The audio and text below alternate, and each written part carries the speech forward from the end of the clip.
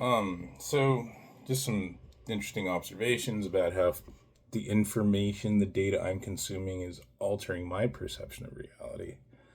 But its enhancement because a significant aspect of forensic psychology is seeing through the lies that people tell, including the government, which is basically corporations and banks and their puppet states, puppet government. Um, so last week with the new tenant moving in, I kept detecting signs of substance use and very, very strong possibility of substance dealing, distribution. He had this Bob Marley picture in his room with marijuana leaves on it, and he lied to me about it being there before he moved in, but I was in there before he moved in because I helped the maintenance guy, and so I know that picture wasn't in there.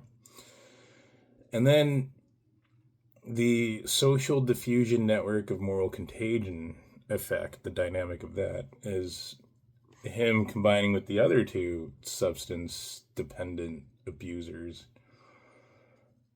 accelerated their substance use. And so the one across the hall also had a Bob Marley shirt on with marijuana leaves. And to me, that was really odd that I saw the same image 3 times in one day because a Lutheran pastor took me out to pizza. And the pizza place we went had a Bob Marley poster. No marijuana leaves, but it was like a finger that looked like it could have been a blunt from far away. No more psychology, right? Anyway. And I thought that was weird that I saw the same face that I haven't thought of in years for, 3 times in a single day. But then I read a story about a man named DeCarlos Brown Jr. And he does have the same features as Bob Marley. Dreadlocks, African American, or black. I don't know if he's American. I don't think Bob Marley was American at all. He was Jamaican, but yeah.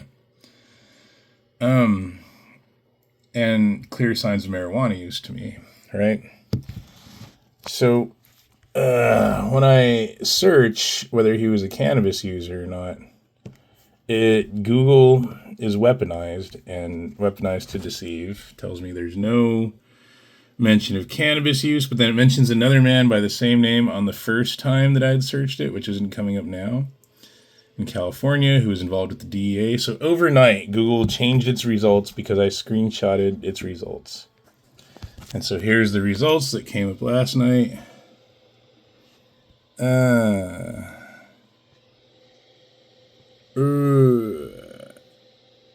And those results were telling me that another man named Carlos Brown Jr. was involved in DEA rescheduling efforts from California to reschedule marijuana.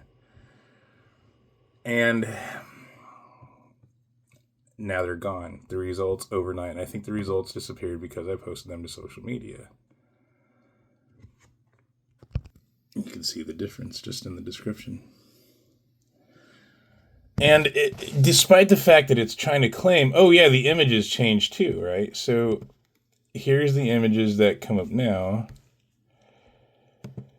But here's the images yesterday, which clue him. In my opinion, this is clear signs of marijuana use. So marijuana caused his homelessness, his schizophrenia, his homicide of an innocent white woman. And this is where it seems like this is contradictory, right? So the easy explanation for those who don't give the effort to do critical thinking is that the liberals are about Black Lives Matter and also feminism. So then when a black man kills a white woman who's also an immigrant and a refugee from Ukraine, there's like a hierarchy of victimization labels, right? Where your identity is currency, especially in court. Oh, I'm black, give me money. Oh, I'm black, give me lenience. Oh, I'm a woman. Oh, I'm a Ukrainian refugee. Which one trumps as the greater, profitable victimhood? That's the easy explanation. But I don't think that's accurate. I think it's more to the point that this is by design. This would be an example of population reduction by marijuana. These sort of incidents are anticipated by the government, by the wealthy and powerful elites, the people who control Google and rig it to change search results overnight, because I screenshotted their previous search results and posted them to social media, and because they spy on social media and use our devices to spy on us, etc., that changed the results. Oh, look, he caught us lying. Now we have to adjust the lie.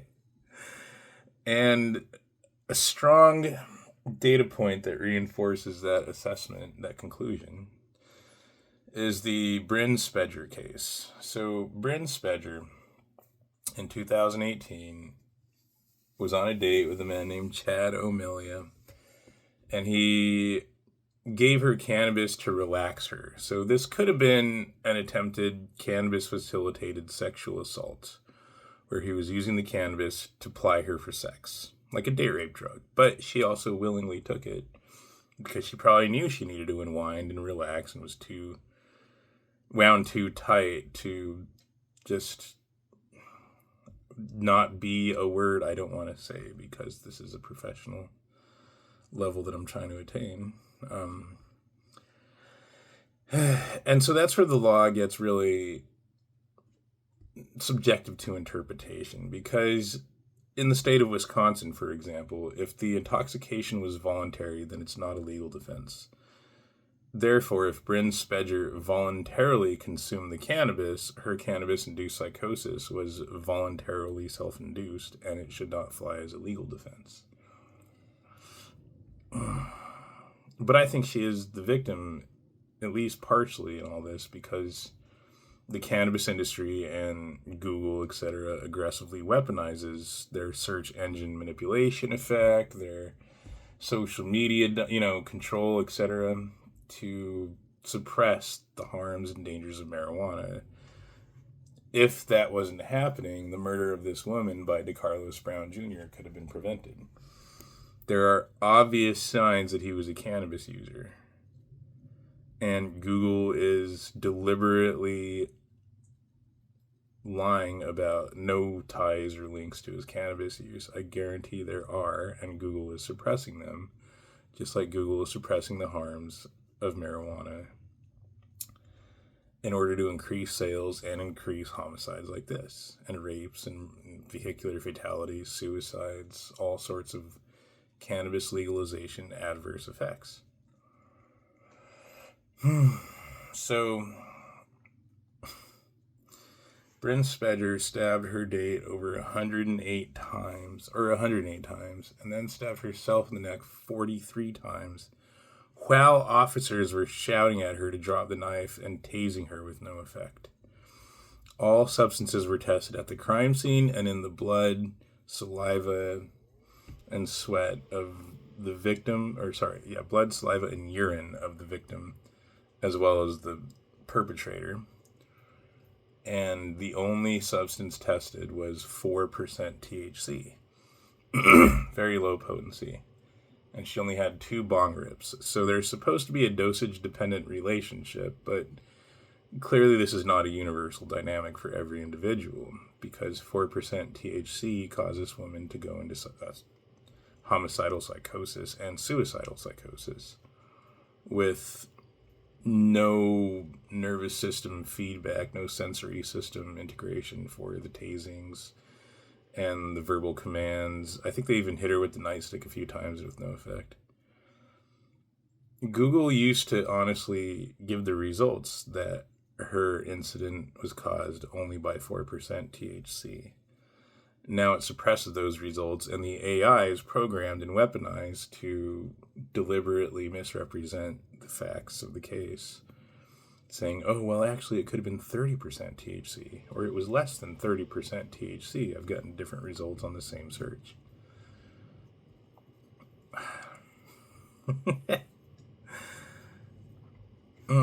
And so then that led to me reading a story about Hassan Sentamu. For those who don't know, Hassan Sentamu was a teenage black guy in the United Kingdom who stabbed someone to death, who fatally stabbed Elian Anlam Croydon, South London, in a dispute involving a teddy bear and his ex-girlfriend. The court heard that Sentamu had been a cannabis user since 2014 and had recently increased his usage in the weeks leading up to the murder. He admitted to manslaughter but was found guilty of murder, and the jury rejected his defense of diminished responsibility due to autism. The court heard that Sentamu had a history of mental health struggles and aggressive behavior and had been warned to abstain from cannabis by mental health services in 2023, but continued to use it. Sentenced to life in prison. So these are the results I got last night. Slightly different. Same search. Had been a heavy cannabis user leading up to the attack. Right. Notice the order the information comes in. Notice there's subtle differences. At one point, he described experiencing dark thoughts, which occurred in the context of his cannabis use. Why is that one removed between last night and this morning, right? Excuse me one sec. So, yeah. This weaponization of Google by the government, along with my studies teaching me about the roots of forensic psychology, which include staged events, fake events designed to plant false memories and, get people to believe lies as truths, have me thinking that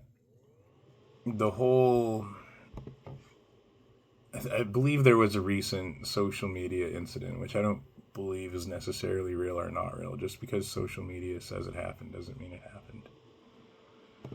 But the information presented on social media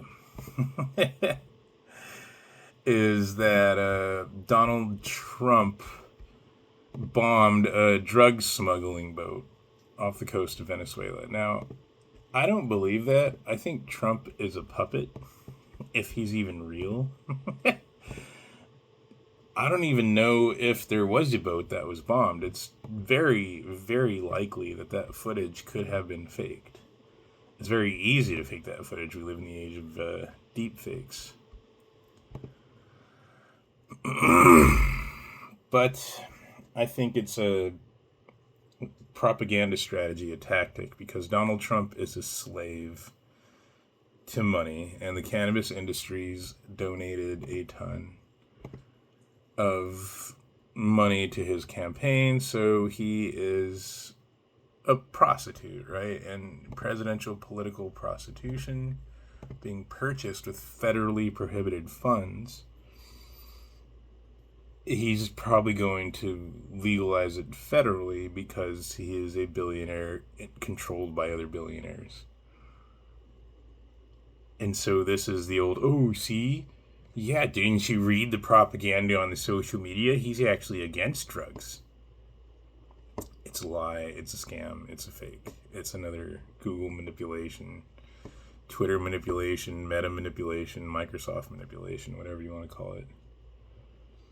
It is insane to me that things are this corrupt, that America was this easily corrupted by drugs, pornography, and greed. I think those are the three biggest factors. Capitalism clearly has a lot to do with the decline, downfall, etc. of the United States. The Weimarization. Thank you for your time.